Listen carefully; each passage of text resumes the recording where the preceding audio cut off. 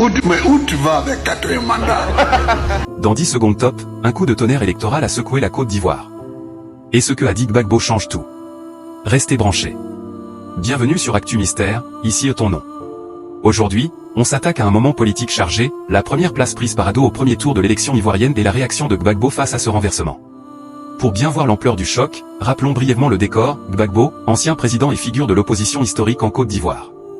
Ouattara, l'acteur principal du pouvoir depuis plusieurs années. Et la première place au premier tour, ce n'est pas juste un chiffre, c'est un jeu de pouvoir, de perception, de symbolique. Imaginons maintenant ce que Gbagbo a pu déclarer, ce résultat du premier tour, ce n'est pas seulement un bulletin qui s'est posé, c'est un signal envoyé à tous.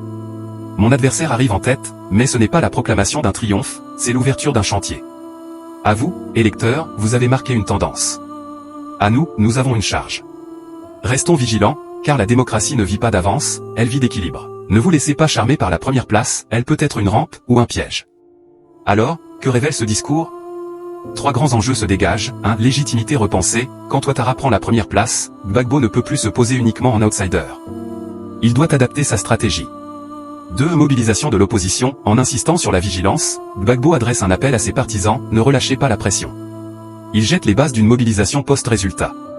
3. Message à l'électorat, le vote est effectué, mais ce n'est pas la fin. Le discours de Gbagbo rappelle que la suite importe institution, transparence, paix. Et pour le pays, cette première place peut être un levier pour Ouattara ou une étiquette sous laquelle il sera scruté. Pour Gbagbo, c'est un moment stratégique, soit il accepte un rôle diminué, soit il le transforme en tremplin. Imaginons 2 scénarios possibles. Scénario A, Ouattara capitalise sur cette première place, affiche un programme clair, gagne le soutien populaire et politique alors Gbagbo devra soit pardonner soit trouver un nouvel angle.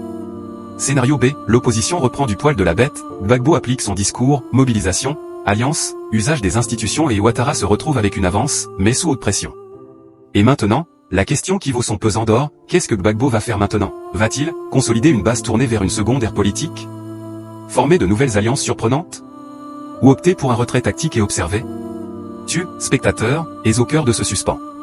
Pour conclure, cette première place d'Ouattara n'est pas une fin de partie. Elle est un début de match. Et les mots de Gbagbo viennent mettre en lumière cette vérité, l'avance ne suffit pas, il faut la construire.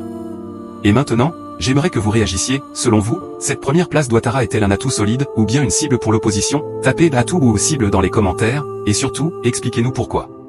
Si vous avez aimé cette vidéo, likez, partagez, abonnez-vous, activez la cloche pour ne rien rater d'Actu Mystère. Et partagez-la avec quelqu'un de votre réseau pour lancer le débat. On se retrouve très bientôt pour la suite, que fera Gbagbo après cette première place? Alliance, stratégie, surprise. D'ici là, restez curieux, restez vigilants, et à très vite.